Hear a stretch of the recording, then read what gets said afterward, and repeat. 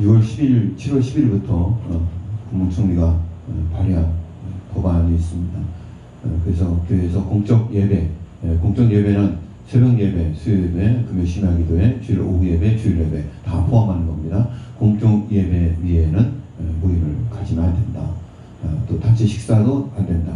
또 성가대 모임 연습도 안 된다. 성가 연습을 하지 말라는 것은 성가대 하지 말라는 얘기거든요. 그래서 가급적 찬양도 크게 부르지 마. 찬양도 작게 불러라. 그랬습니다.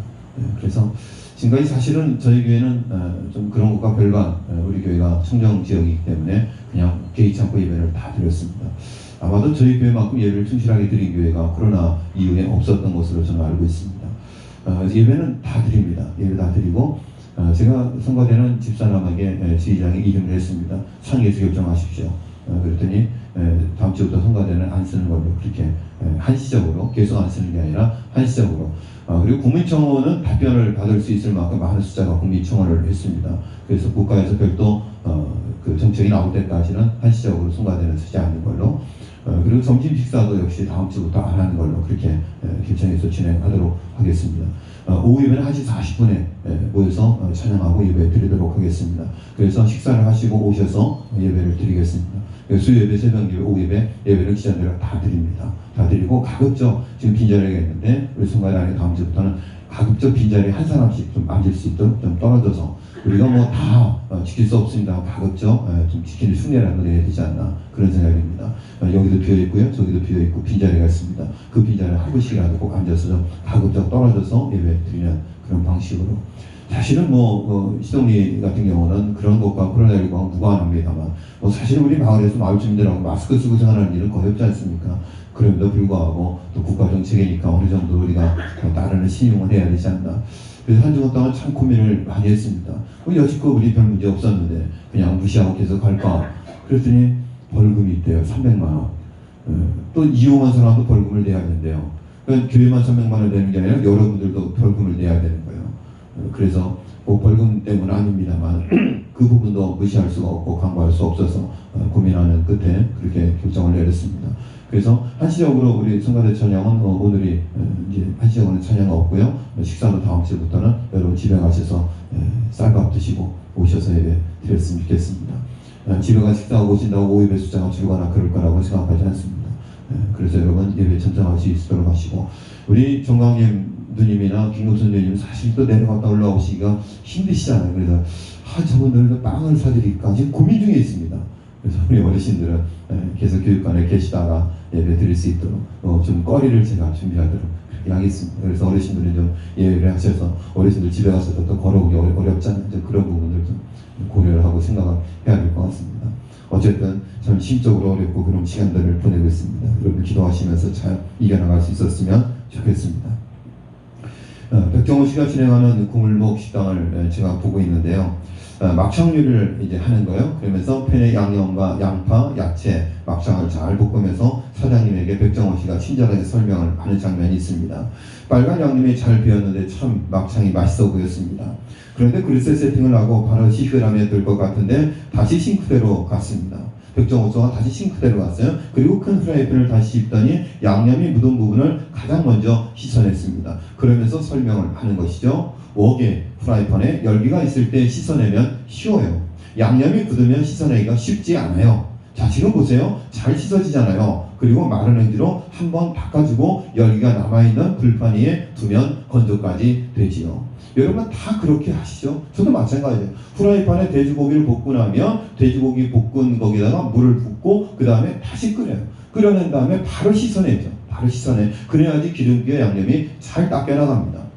살림 부담 되시는 우리 시동계 우리 주부 여러분들은 다 아는 내용입니다만 어쨌든 저는 이런 내용을 보면서 무슨 생각을 했냐면 짧은 순간 사람의 마음도 비슷한 원리가 있지 않을까라는 생각이 들었습니다.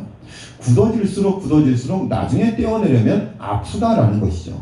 그릇도 사용하고 나서 바로 씻을 때 가장 닦기 쉬운 것처럼 하나님의 인도함을 받는 우리 마음도 비슷하지 않을까 생각을 해봤습니다.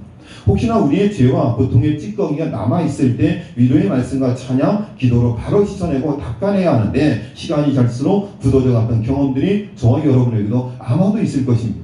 여러분 사람과의 관계도 마찬가지고 우리가 하나님 앞에 하나님의 자녀로 살아가면서 죄 짓고 잘못 살지 못했던 부분들을 그때그때 하나님 말씀을 듣고 찬양을 하고 기도하면서 씻어내야 되는데 그것이 오래 묻게 되면 굳어지고 나면 나중에 한꺼번에 떼어내려고 하면 잘 떼어내지지도 않을 뿐더러 큰 상처가 남을 수밖에 없다는 겁니다. 그래서 여러분들 하나님 앞에 나와서 예배 드릴 때 가급적 예배에 빠지지 말고 예배에 충실하고 하나님 말씀을 듣고 기도하면서 지난날의 입주인의 삶을 또 한 주간의 삶을 돌아보고 회개하고 반성하고 죄의 찌꺼기들을 씻어내는 작업들을 여러분들이 예배 시간마다 매일매일 해내는 그런 과정들이 있을 때 그것이 굳어지지 않고 그래서 그것이 나중에 떨어질 때 깊은 상처가 남지 않을 수 있다라는 것입니다. 무관심하면 오히려 상처 안 받는다는 나의 경험을 신뢰하면서 시간이 해결해 주겠지 하고 잠잠했었던 우리 마음은 어찌 보면 더 굳어져 가고 있었고 나중에 이것들을 떼어내고 싶어 떼어내려 할 때 더 큰 고통이 수반되었던 그런 기억을 가지고 있습니다. 에베소서 4장 26절로 27절 여러분이 잘 아는 말씀입니다. 분을 내어도 죄를 짓지 말고 해가 지도록 분을 품지 말고 마귀에게 틈을 주지 말라. 그래서 하나님 앞에 가급적 예배를 드리고 새벽제단을 쌓고 여러분 가급적 교회에서 정한 공적 예배에 참여해서 하나님의 말씀을 듣고 여러분의 잘못된 죄성과 여러분의 삶의 여러 가지 찌꺼기들을 매 시간마다 제거하는 그래서 사람에게 마귀에게 틈을 주지 않는 그런 신앙의 삶을 살아갈 수 있기를 주의 이름으로 간절히 축원드립니다. 아니 벌써 이렇게 입신하시는 분들이 있어요? 시작하니 몇 분도 안 됐는데 벌써 입신을 해 입신을. 주님 다시 만날 때까지. 제가 새벽에 했던 내용을 좀 보강해서 주일 설교 준비를 했습니다. 제가 책을 집에 찾아놨는데 안 갖고 왔는데요. Not a pen, 영어로 not 아니다, a pen, 나는 펜이 아니다 그런 뜻이에요. 우리나라에서 번역을 했는데 펜인가 제자인가 라는 책이 있어요. 드라마 출판사에서 출판을 했습니다. 미국 켄터키주 루이스빌에 있는 사우스 이스트 크리스천 교회 카일 아이들먼 목사님이 이 책을 쓰셨습니다. 나도 펜, 나는 제자인가 그리고 펜인가, 나는 펜인가 제자인가. 이 책 도입부에 당신은 예수님의 제자인가요? 라는 질문에 두말하면 잔소리죠 라고 너무 쉽게 자신을 제자라고 자인하는 사람들에게 제자인 줄 알았는데 알고 보니 제자가 아닌 펜으로만 살아가는 우리들의 모습을 적나라하게 들춰내고 있습니다. 저자는 펜과 제자의 차이를 쉬운 예로 설명합니다. 제가 책의 내용 중에 일부를 읽어드리겠습니다. 펜은 맨몸에 페인트 칠을 하고서 축구장에 가는 사람이다. 펜은 관람 속에 앉아 팀을 열렬히 응원하는 사람이다. 펜은 선수가 사인한 운동 셔츠를 벽에 걸어두고 자동차 뒤에 갖가지 범퍼 스티커를 붙인다. 하지만 정작 경기에 나서지 않는다. 경기장에서 땀을 뻘뻘 흘리면서 달리거나 공을 차지 않는다. 선수들에 관해서는 모르는 게 없고 최근 기록을 줄줄이 꿰고 있지만 선수들을 개인적으로 알지 못한다. 고함을 지르며 응원을 하지만 경기를 위해 희생하지는 않는다. 게다가 응원하는 팀이 자꾸만 패하면 그렇게 좋아하던 마음도 조금씩 식어가고 심지어는 다른 팀으로 옮겨가기도 한다. 팬은 어디까지나 팬일 뿐이다.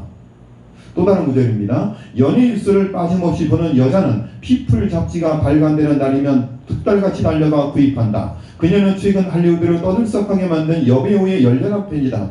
이 여배우의 출연 영화는 물론이고 출신 학교며 생일이며 전 남자친구의 이름까지 알고 있다. 한마디로 이 여배우에 관해서라면 모르는 것이 없다. 하지만 정작 개인으로는 알지 못한다. 이 여자는 여배우의 열렬한 팬이지만 팬은 어디까지나 팬일 뿐이다. 요즘 예수님 주변에도 팬이 많다. 예수님에 관해서는 모르는 것이 없어도 그분을 개인적으로는 알지 못한다. 온갖 혜택을 바라며 예수님의 주위로 몰려드는 팬들은 있다. 하지만 자신을 희생할 만큼 그분과 가깝지는 않다.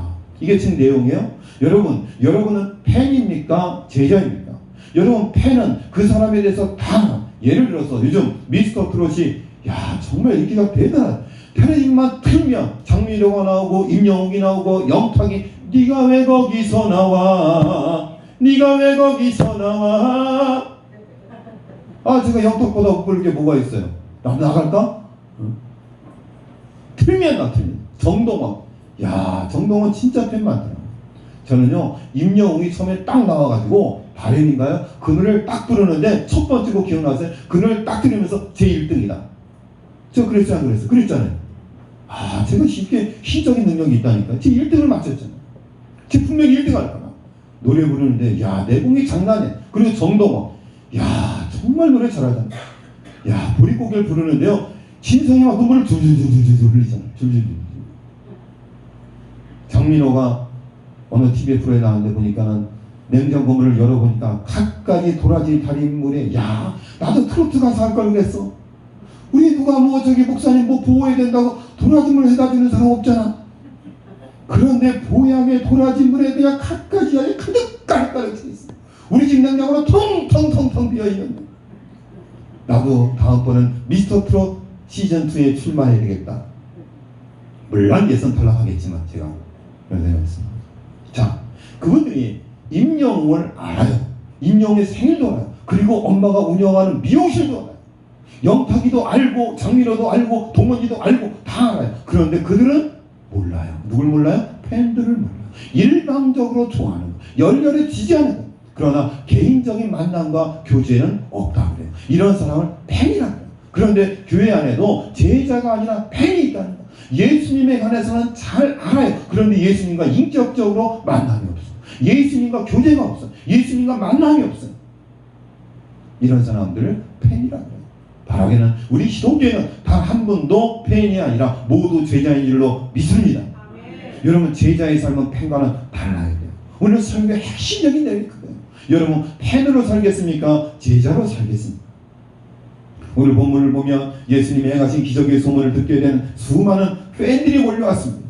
자, 그것을 또 다른 말로 무리라고 이야기해요. 자, 예수님 주변에는 많은 사람들이 있었습니다. 많은 사람들이 있었는데 두 부류로 나눌 수 있습니다. 한 부류는 팬, 무리, 한 부류는 제자예요. 자, 이 무리들은 팬들은 뭐에 열광하는 거예요? 예수님의 능력에 열광하는 거예요. 예수님이 오병이의 기적을 통해서 수없이 많은 사람들을 먹이고 12바구니 12방주리가 남았다. 바다 위를 걸었다. 죽은 자를 살렸다. 병든 자를 치료했다. 예수님의 신적인 능력에만 열광하는 거예요. 야, 저 사람이 대통령이 되면 우리 잘 먹고 잘 살게 해주겠다. 이런 마음으로 예수님을 따라다니는데 그 사람들의 관심은 오로지 경제적인 부분에만 관심이 있는 거예요. 내 문제에만 관심이 있는 거예요. 나를 치료해주고 돈 문제를 해결해주고 먹을 것을 해결해줄 수 있는 능력 있는 분이 예수님입니다. 그래서 그것만 바라보며 따라다니는 사람들을 뭐라 그래요? 무리, 뭐라 그래요? 팬이라 그래요. 그런데 제자들은 무리들이 떠나고 나서 예수님과 함께 잠을 자고 함께 음식을 나누면서 예수님에게 가르침에 관해서 물어보고 예수님의 삶을 통해서 제자 훈련을 받은 사람들을 제자라고 이야기해요. 여러분, 지식적인 교훈을 받는 것만으로 제자라고 말하고 스승이라고 말할 수 있답니다. 예수님의 12 제자는 3년 동안 함께 교제하면서 말씀을 배웠고 그리고 말씀대로 살아가는 예수님의 삶의 거룩함을 그들은 보고 배우고 깨달으면서 그들의 내면과 삶이 변화되고 새로워졌다는 이야기예요. 여러분, 팬과 제자는 완전히 다른 거예요. 그러므로 예수께서 그들이 와서 자기를 억지로 붙들어 임금으로 삼으려는 줄 아시고 다시 혼자 산으로 떠나가시니라. 요한복음 6장 15절. 그러나 이들의 속셈은 예수님 자체가 아니라 예수님이 주신 떡에만 관심이 있었다는 거예요. 내가 진실로 진실로 너에게 이르노니 너희가 나를 찾는 것은 표적을 본 까닭이 아니요 떡을 먹고 배부른 까닭이로다. 너희들이 나를 보고 따르는 것은 떡을 먹고 배불렀기 때문에, 경제적인 부분이 해결되었기 때문에 너희들이 나를 따른다라고 말씀을 하셨습니다. 문제는 이후에 벌어집니다. 자신들의 왕으로까지 거론하던 군중이 예수님의 진리 말씀을 듣고는 그만 어렵다면서 주님을 떠나가 버렸습니다. 심지어는 다시 주님과 함께 다니지도 않았습니다. 진리에는 관심이 없고 오로지 떡고물에만 관심이 있는 사람은 예수님과 함께 할 수 없는 것입니다. 그러자 예수님께서 남아있는 제자들에게도 묻습니다. 너희도 가려느냐? 카일 아이들먼 목사님은 나는 팬이었다라는 자기 고백으로 책을 시작합니다. 그리고 이 책을 읽는 독자들에게 팬으로 살아가는 외식적인 종교인에서 벗어나서 주님을 제대로 알고 주님이 맡기신 사명을 따라가는 제자로 살아갈 것을 강력하게 권고하고 있습니다. 이 책의 큰 파트 3개의 제목을 보면 이 책은 3파트로 나눠져 있습니다. 파트 1, 가장 행복한 부르심, 나를 따르라. 파트 1, 나를 따르라. 파트 2, 가장 고통스러운 부르심, 자기를 부인하라. 세 번째 파트, 가장 충격적인 부르심, 와서 죽으라. 나를 따르라, 나를 부인하라, 자기를 부인하라, 와서 죽으라. 이것이 칼 아이들먼이 팬인가 제자인가 라는 책에서 쓰는 큰 대지 제목 3가지. 제자는 무엇입니까? 따르는 것이고 자기를 부인하는 것이고 그리고 죽는 거예요. 이게 참된 제자의 삶이라는 거예요. 그러니까 제자의 삶을 살아간다는 것은 참으로도 힘들고 고되고 어려운 일이다라는 것입니다. 코로나19의 위험 속에서도 혹시나 위반하여 벌금을 낼 수 있는 위기 가운데서도 하나님 앞에 나와서 예배드리는 여러분들, 저는 제자라고 믿습니다. 끝까지 그 벌금 내지 뭐 벌금을 1,000만 원 내라고 했어요. 1억을 내라고 했어요. 그까짓 거만 900만 원 내고 말지, 그런 마음으로 나오셨잖아요. 그렇죠? 아니에요? 벌금 액수는 아직 안 나왔어요. 제가 엉뚱한 생각을 해봤어요. 교회는 300만 원 내야 돼요. 교회는 얼마 거둘까? 교회는 얼마 내라고 할까? 자, 신호 위반하면 7만 원 걷잖아요. 그렇죠? 신호 위반. 이게 신호 위반보다 중간인가요? 한 3만 원 거둘라나? 2만 원 거둘라나? 얼마쯤이면 내고라도 나올까? 그런 생각을 제가 해봤습니다. 어느 목사님이 이 책을 읽고 나서 소감을 이렇게 적었습니다. 나는 이 책을 읽으면서 소름이 끼치고 부끄럽고 두렵기 그지없었습니다. 나는 팬이었구나. 팬으로 살아가고 있으면서도 제자라고 생각하는 안일함과 교만함에 사로잡혀 있었구나. 이렇게 고백할 수 없었습니다. 이렇게 고백할 수밖에 없었습니다. 이제라도 이 책을 읽게 하시고 뼈저리게 느끼게 하신 것에 감사를 드립니다. 이것이 목사님의 고백이에요. 이 책을 읽고 나서 고백. 그 책 서문에 보니까는 많은 분들이 이 책에 대한 소개를, 이찬수 목사님, 우리 한기채, 우리 집 한기채, 우리 성결교단의 총리 한기채 목사님, 우리 기라나 같은 목사님 책을 추천사를 쓰고 있습니다. 당신은 주님의 팬입니까? 제자입니까? 주님이 원하시는 사람은 팬이 아니라 제자입니다. 제자는 주님을 따르며 주님의 십자가를 기꺼이 지는 사람들입니다. 날마다 자기를 부인하고 주님과 함께 날마다 죽는 사람들입니다. 사도 바울은 고백했습니다. 나는 날마다 죽노라. 제가 여러 번 말씀드렸잖아요. 나는 날마다 죽노라. 이 말씀을 들어갈 때, 나갈 때 묵상하면서 나는 과연 하나님 말씀으로 날마다 내 자아를 죽이고 있는가? 아직도 내 자아가 싱싱하게 시퍼렇게 살아서 하나님의 말씀이 아니라 내 욕심과 내 정욕과 내 고집대로 살아가고 있지는 않은가? 날마다 자기를 점검하고 또 점검하고 하나님 말씀으로 쳐서 복종시키는 그런 과정을 통해서 참 제자로 살기 위해서 몸부림치는 그런 신앙의 삶을 살아가는 저와 여러분의 삶이 되실 수 있기를 간절히 바랍니다. 주님이 우리를 부르시고 제자 삼으려는 이유는 인간 계절을 통해 주님의 말씀을 충실하게 따르는 로봇을 만들려고 하는 것이 아닙니다. 그저 함께하기 위해서입니다. 제자가 되는 것을 단순하게 생각하십시오. 주님 곁에 머물고 주님께 더 가까이 가려고 노력하다 보면 우리는 어느새 주님의 제자로 성장하는 것입니다. 우리가 제자가 된다는 것은 주님 곁에 머물러서 그저 주님과 함께 교제하고 그리고 주님께 더 가까이 가려고 노력하면 우리는 어느새 주님의 제자로 성장해 가는 것입니다. 여러분, 군대 유격 때처럼 성도를 모아놓고 힘든 육체적 훈련을 시키고 영성 훈련을 시켜 제자가 되는 것이 아니라 날마다 하나님 앞에 나와서 말씀을 듣고 깨닫고 기도하고 하나님의 모습으로 예수님의 모습으로 살아가기 위해서 주님과 더 가까워지기 위해서 끊임없이 노력하는 과정을 통해서 우리는 어느새 제자로 성장해 가는 것입니다. 어느 책에 나온 웨인 코데이로의 이야기입니다. 저는 어릴 때부터 남들과 많이 달랐습니다. 선천성 국외 파열로 입부분이 보기 흉했거든요. 이걸 언청이라 그러나? 입이 찢어진 사람 뭐라 그러죠? 전 잘 모르겠는데 어쨌든 이 국외 파열로 입부분이 보기 흉했습니다. 초등학교 입학하자 반 친구들이 제 얼굴이 이상하다며 놀려댔습니다. 간혹 호기심 어린 눈으로 어쩌다 입술이 그렇게 됐니? 하고 묻는 아이들도 있었는데 그러면 전 어릴 때 넘어져 유리 파편에 입술이 찢어졌다고 둘러대곤 했습니다. 그러니까 선천성 입술 기형이라고 말을 못한 거예요. 부끄러우니까. 전 가족 말고는 아무도 저를 사랑해주지 않을 거라 믿고 있었습니다. 그런데 2학년 때 레너드라는 선생님이 담임이 되셨습니다. 그분은 땅깔막하고 볼품없게 생겼지만 항상 유쾌하고 행복해 보였습니다. 활기찬 그분을 우리는 존경하고 사랑했습니다. 학교에서는 1년에 한 번씩 청력 검사를 했습니다. 청력 검사라야 한 명씩 교실 앞으로 나가 교실문을 등지고 소리로 하시는 말씀을 똑같이 따라하는 것이 전부였습니다. 그러니까 선생님이 하시는 말씀을 똑같이 따라하는 것이 청력 검사인 거예요. 선생님이 이렇게 이야기했습니다. 하늘이 파랗구나. 그러면 하늘이 파랗구나. 따라하는 거예요. 신발 새로 샀니? 신발 새로 샀니? 이렇게 똑같이 따라하는 거예요. 같은 말씀을 하셨습니다. 드디어 내 차례가 되었습니다. 저는 문을 등지고 서서 한쪽 귀를 막았습니다. 그리고 정신을 바짝 차리고 선생님이 어떤 말씀을 하실까 기다렸습니다. 그런데 그때 선생님은 제 인생을 바꾼 짧은 말을 제 속에 속삭여 주셨습니다. 내가 내 딸이면 좋겠다. 다른 아이들한테는 신발 새로 샀니? 하늘이 참 파랗구나. 뭐 이런 이야기를 했어요. 그리고 그대로 따라하면 청력 이상 통과 이렇게 되는 거예요.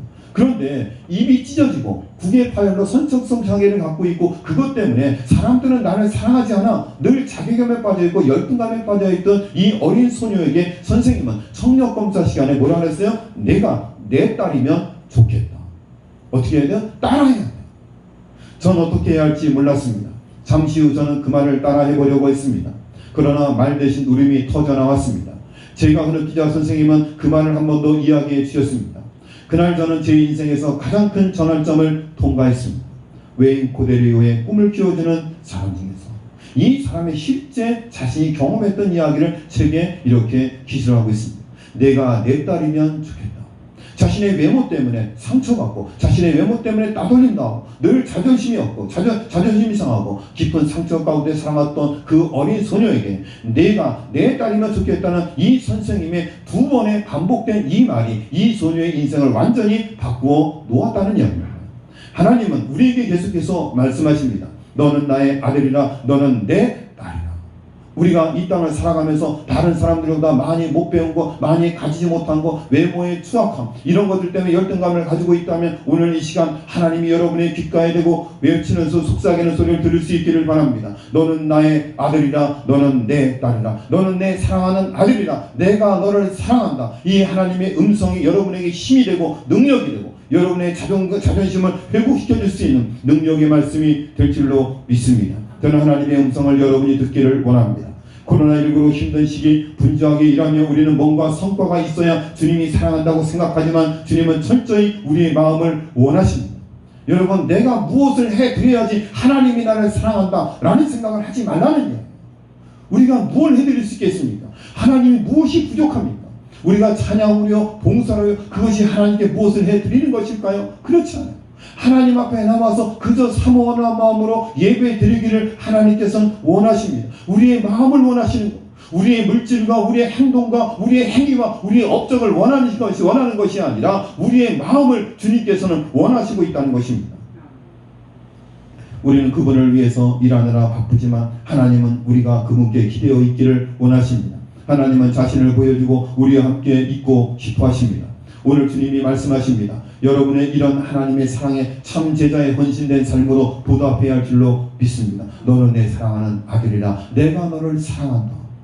하나님이 우리를 사랑하시는데 어떤 사람이 우리를 무시하고 멸시할 수 있겠습니까? 이 세상에는 사람의 차별이 있지만 하나님의 은혜와 사랑 안에는 차별이 없어. 모든 사람을 존귀하게 여기고 사랑하는 하나님의 은혜와 사랑 안에 거할 때 우리가 하나님의 자녀임을 확신하게 될 때 우리는 낙심하거나 좌절하지 않고 믿음과 용기 가운데 승리하는 삶을 살아가게 될 줄로 믿습니다. 아가서 2장 13절에 보니까 무화과 나무에는 푸른 열매가 익었고 포도나무는 꽃을 피워 향기를 토하는구나. 나의 사랑 나의 어여쁜 자여 일어나서 함께 가자. 나의 어여쁜 자여 일어나서 함께 가자. 하나님께서 오늘 여러분에게 말씀하십니다. 나의 어여쁜 자여 나와 함께 일어나서 함께 가자. 오늘 우리에게 주어진 가장 기분 좋은 일은 바로 하나님의 사랑을 키워가는 것입니다.